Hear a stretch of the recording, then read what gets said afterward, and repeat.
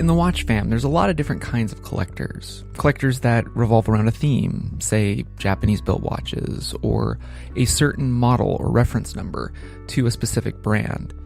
And then there are others who collect certain eras of watches. Typically, these are considered vintage collectors. And today's guest knows a thing or two about vintage. His name is Jared. He goes by the handle Buying on Time. He's a vintage watch collector, a vintage watch seller, and a friend of ours in the watch fam. You've tuned into the Bellingham podcast miniseries, The Watch Fam, brought to you by The Analog Explorer. Read about my analog manifesto through my photography and my passions of travel and watches, in print or now as a digital magazine at theanalogexplorer.com.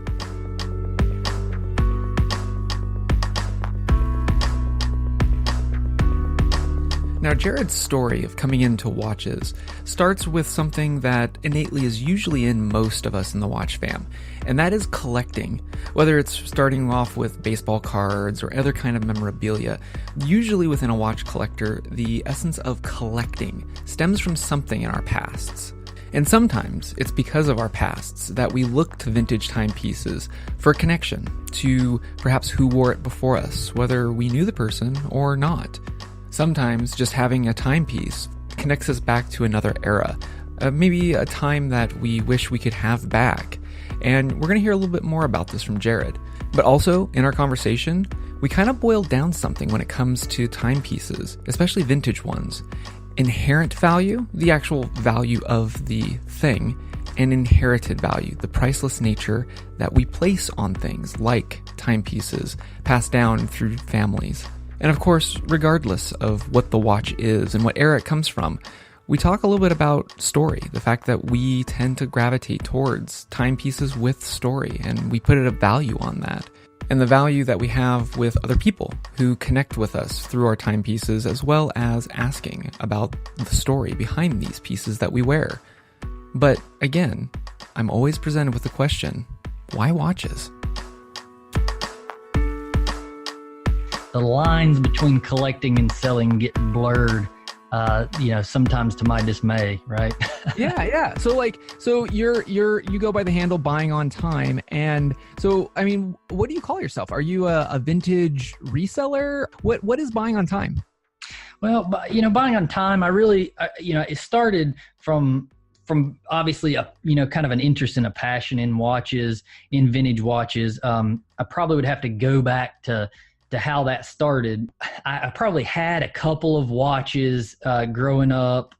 Not many when I was younger. So I probably got a gift or two, like in high school, just some little battery powered watch or this or that would be, look nice to dress up with type thing, but just an inexpensive watch.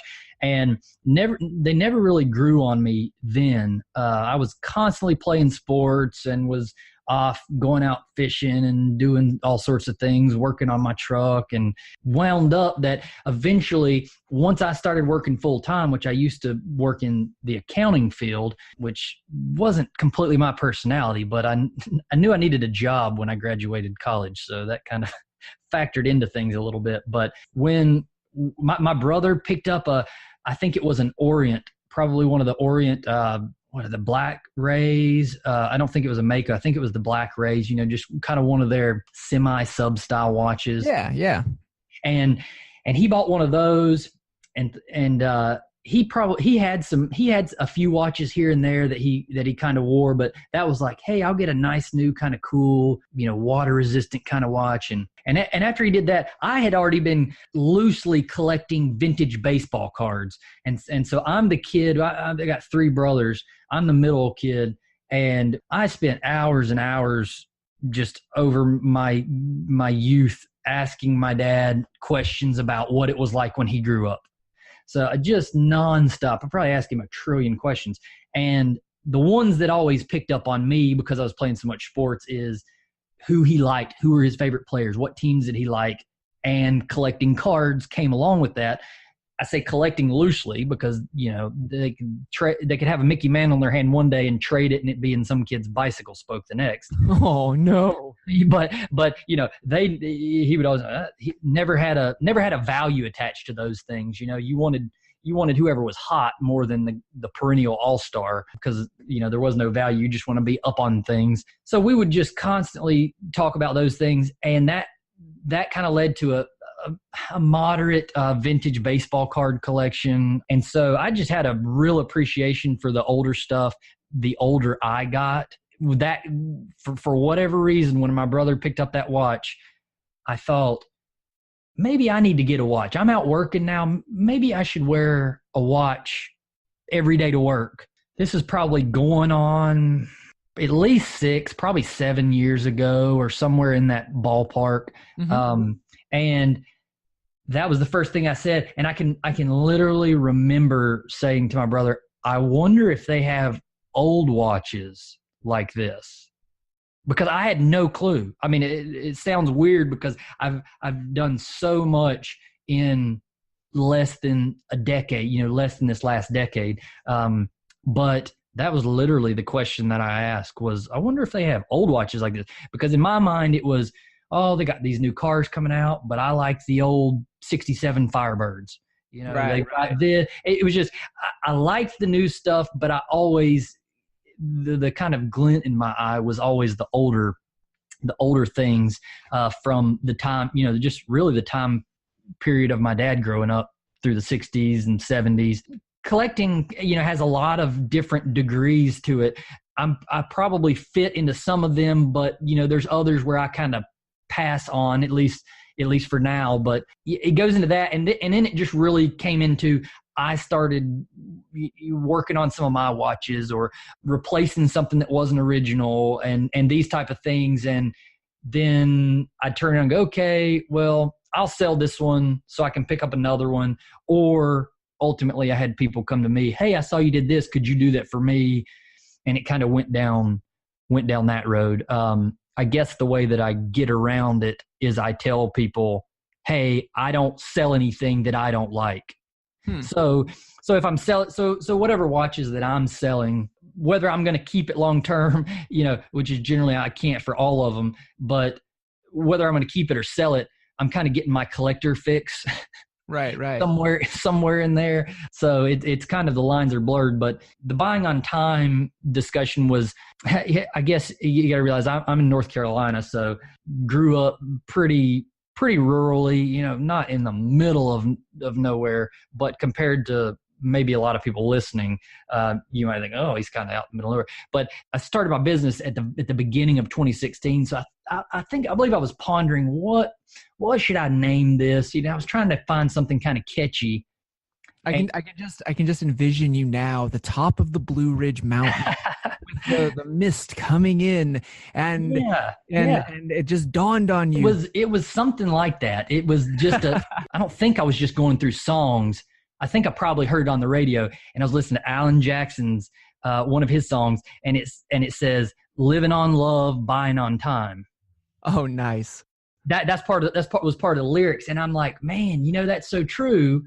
Just kind of like my personal views, you know, and being religious and stuff. I thought, man, that, you know, that's really true. We all are buying on time. You know, we've only got so much. That's the old phrase, you know, for buying on credit that they used decades ago.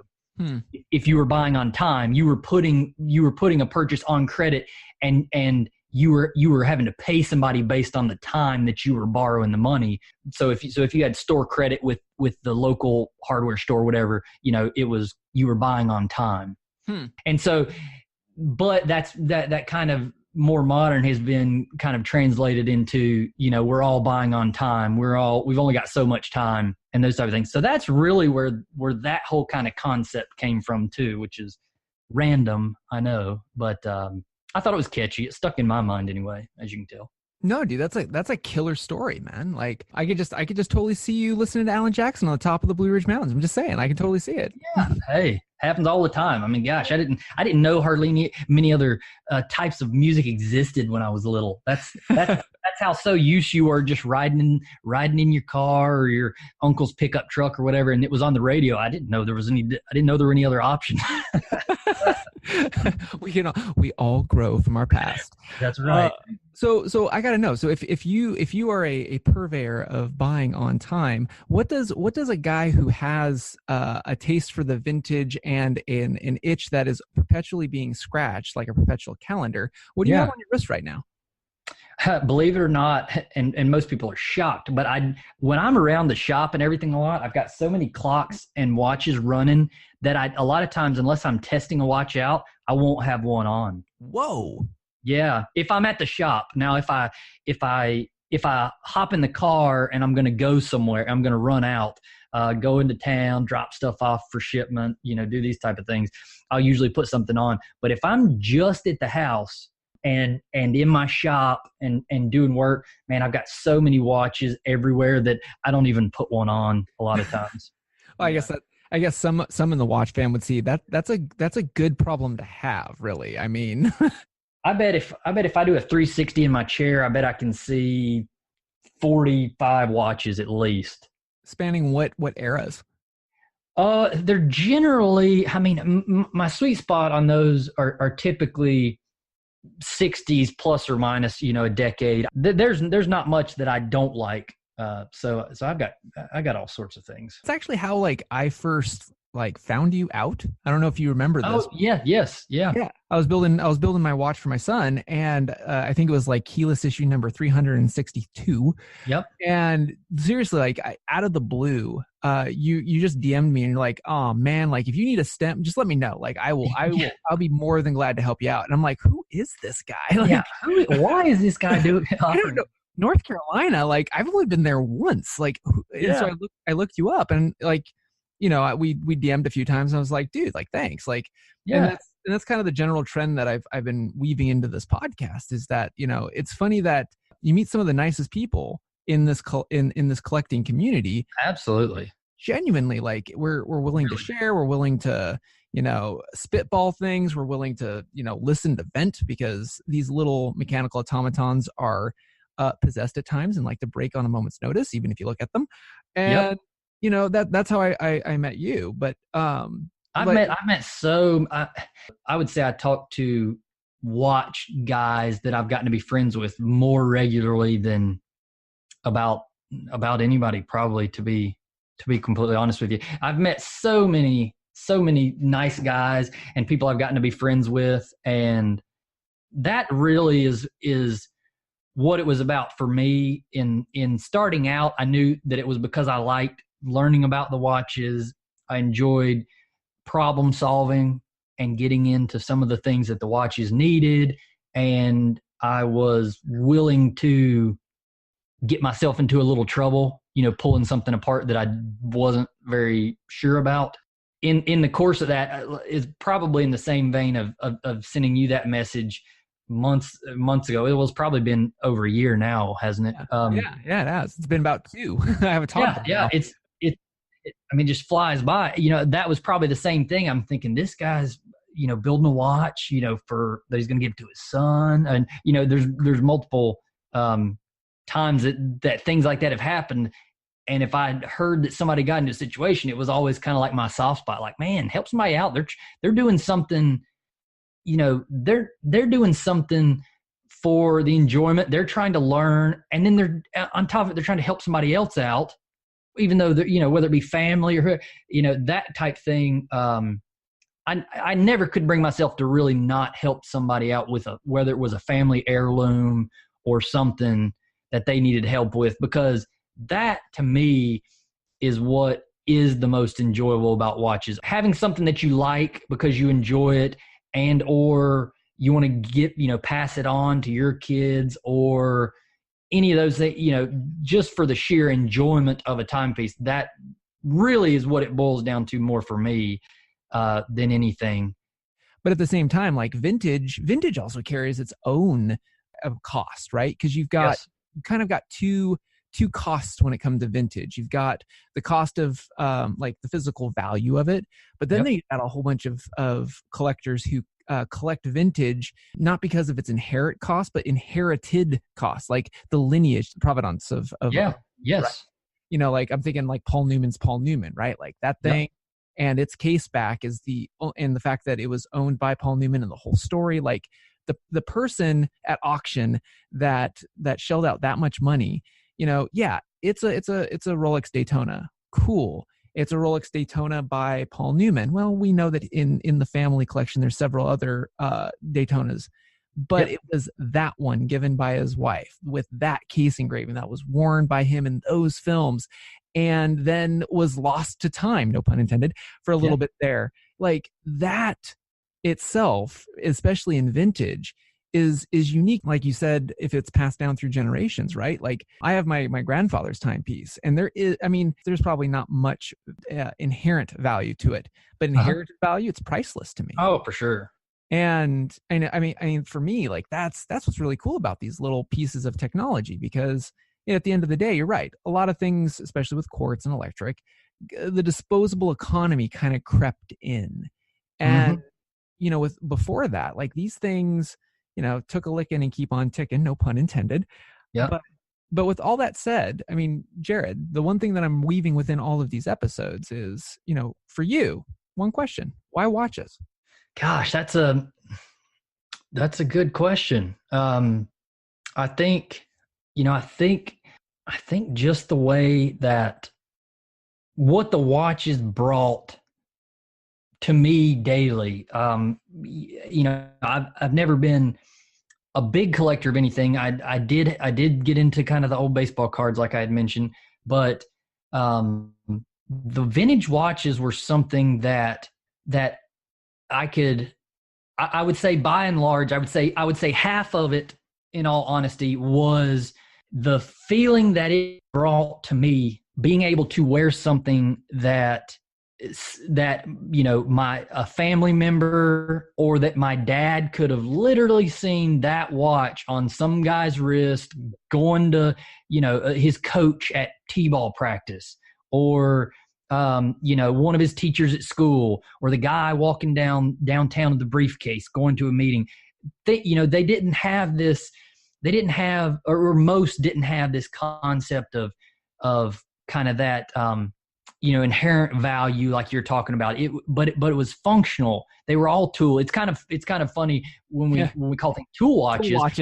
But a lot of these watches were, I mean, they are tools. It's there, you know, it's not much different than having a slide rule in your pocket or this, that. I mean, it's a tool for what it is. And people used it. They treated it that way. They had them repaired that way. It wasn't, oh, keep this original. Don't touch this. Don't replace the crown. You know, if the crown was worn, you didn't get asked. It was just, oh, when it comes in for service, it's terribly hard to turn the crown, to wind it.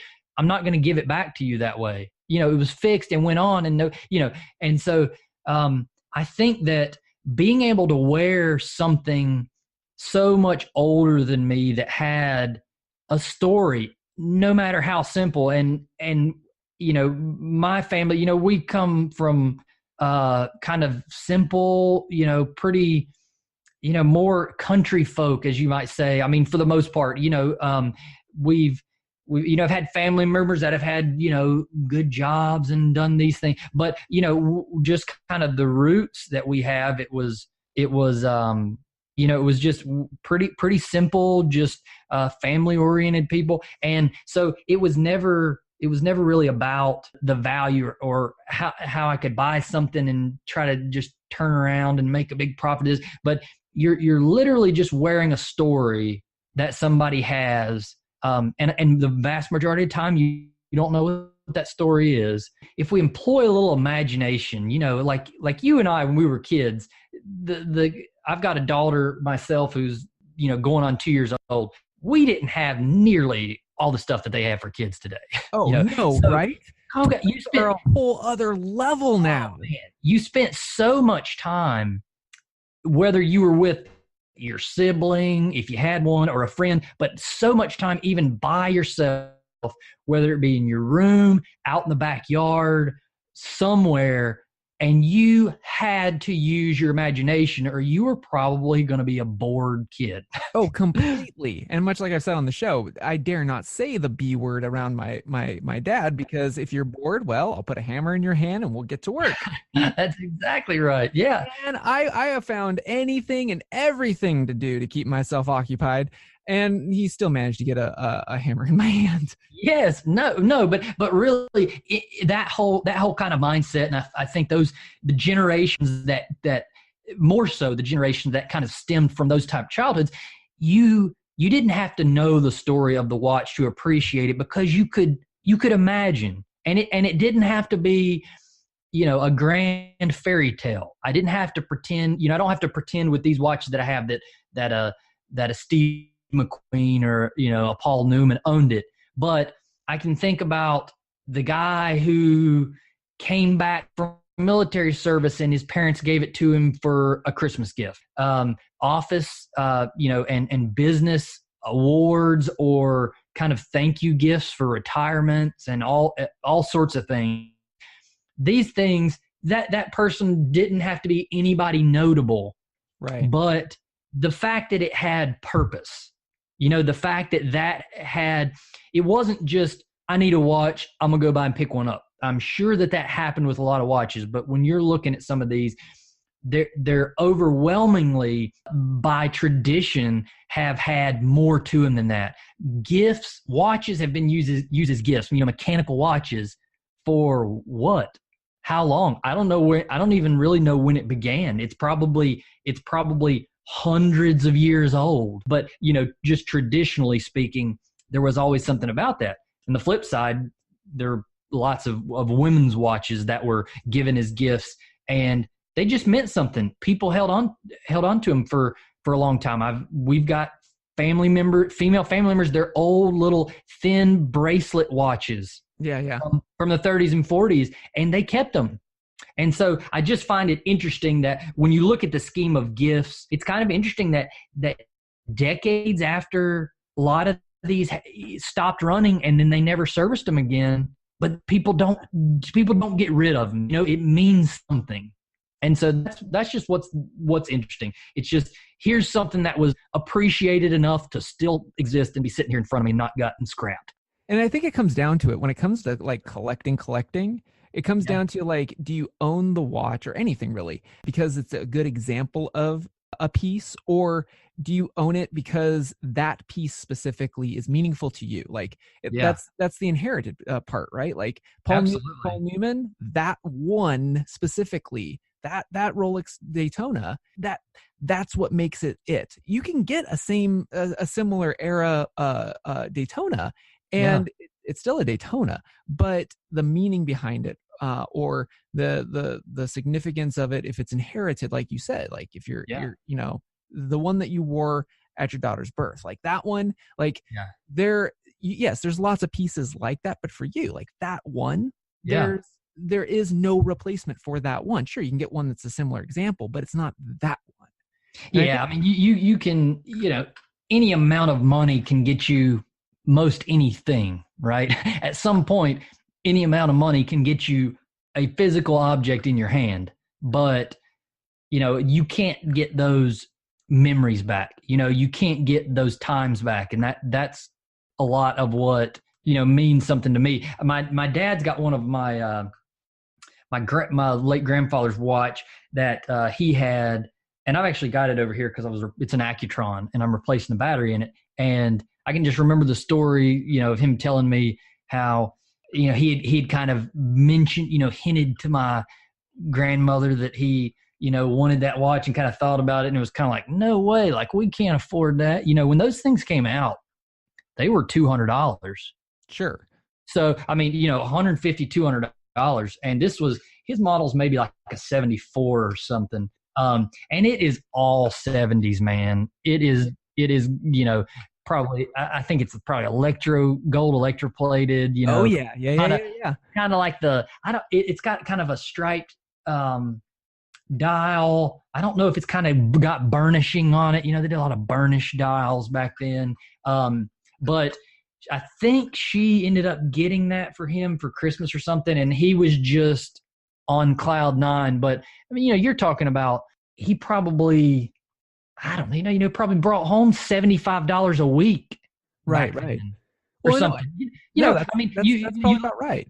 yeah, you lived modestly. You never you weren't necessarily trying to be, rich. You took care of your family and you ate and you enjoyed each other's company, and he's extremely good at what he did, but there wasn't the excess that there is today. Hmm. So it was, that was a big deal to him. So, that's something that my dad has, he holds in his hand, that, he can just remember the conversations going on about it, and he can remember the day that he got it. And you just can't buy that. You just can't buy those things. Exactly. And that's where I was going, is that the 031 that's on my wrist right now, someday I'll tell the story, like, son, I originally tried to make you this other watch and I wrecked it. But out of it, like, I was able to work my way to what I've got, and it's a better representation, and it just added to the story. Oh, And absolutely. again, it comes back to that inherited versus inherent value, like, yeah, it's just a Seiko, but it's dad's, or the one that I built him, eventually the PNW 001. Like, that Yeah. was my homage, and I borrowed from a lot of different design cues, and I wanted it to be Swiss powered. So I got a Solid SW200. Yeah. Even to this day, that keyless issue still flares up every so often. Uh, Yeah. but that's part of the journey. Like, and that's what's really cool about looking at, vintage pieces, or, looking at these timepieces, because you're right. It does have the ability for somebody within a generation to have that connection back, using a thing that isn't as the size of a car, right? Like, I would love to have like my dad's vintage Corvette that he used to own back in the day, but also to carry that through the generations, that takes a lot of time, no pun intended, a lot of time and investment and space. Whereas these tools, it's a lot easier to be able to build an heirloom into something as small and as convenient and as useful as just a simple watch. Oh, that's undoubtedly true. And it's one of those things, honestly, I get a lot of people that will, in some form or fashion, ask something like, I don't know if the conversation is, well, what kind of watches should I buy? Or, oh yeah, yeah. What should I do here? Or what should I do? And it inevitably comes back to, look, if you're never going to enjoy a watch that stresses you out. Number one, whether it's too valuable and you're just nervous Nelly over it all the time, or something that you're holding on to the idea of it a little too hard.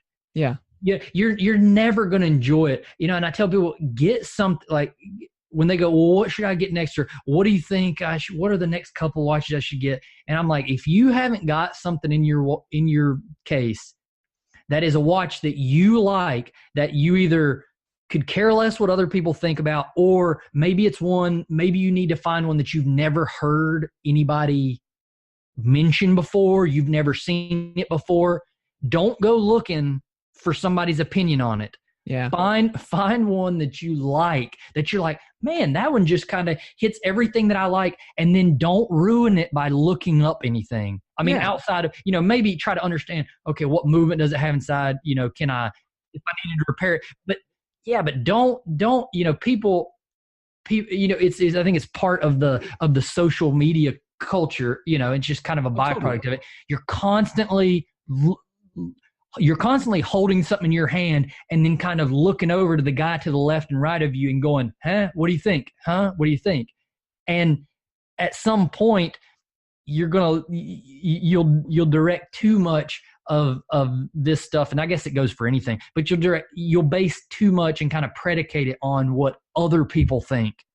And you're just not going to enjoy it. You're going to have reservations, or you're going to tie up money in a lot of watches that are popular to everybody else. And I think one of the other interviews that I had, enjoy it. That's the whole point of this thing is it's form and function. That's what's great about these timepieces is you can pick an aesthetic or vintage, and if that's what you like, wear it. If you like gold-plated Bulovas with forks, wear it. If it just because it's quartz doesn't mean that it's any right, wrong, or indifferent. If you like it, wear it and use it. Really, you pull out some of these watches from these decades and you really alter what the future of the watches would be. I mean, that's just part of the history that we've got of these brands and of these styles, and it got us from one point to another. There's really no watches that I'm ever like, man, there's a lot that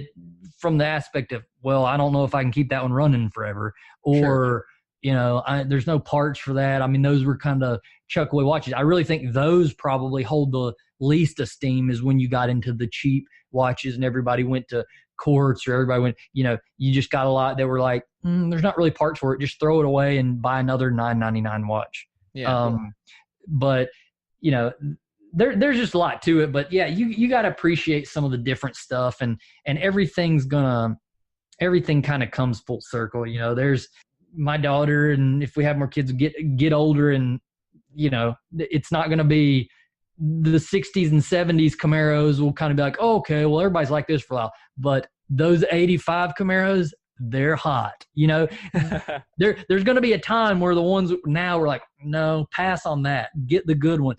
Where people are going to say, hey, these have been neglected for so long. Why aren't they more popular? And all it takes is some guy who's in a movie to have a souped up 85 Camaro, and then you're going to have people going, hey, let's pick these things up. Yeah. Thanks, Jared, for coming on the show. Thank you so much. I appreciate it. If there's anybody who ever needs, kind of some help or some direction, or, nobody ever needs to be a stranger when it comes to me.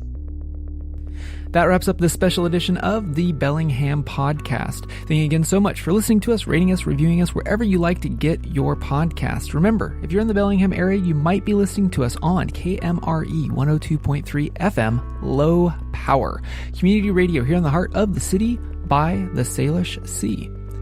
And also remember that this mini-series is brought to you by The Analog Explorer. Find out more about my analog manifesto through my photography, my love of travel, and of course, my tick for watches. You can read about it in a digital magazine or in print at theanalogexplorer.com. And that also concludes this 5-part miniseries on the Watch Fam. I really hope that you've enjoyed. And as always, check out the previous episodes and check the show notes for links to all the people that I interviewed and take a look at their work in horology. You'll be hearing Chris and I back on the mic on our normal episodes of the Bellingham Podcast next week. Thank you again so much for tuning in. I'm AJ Barce, and we will see you next week.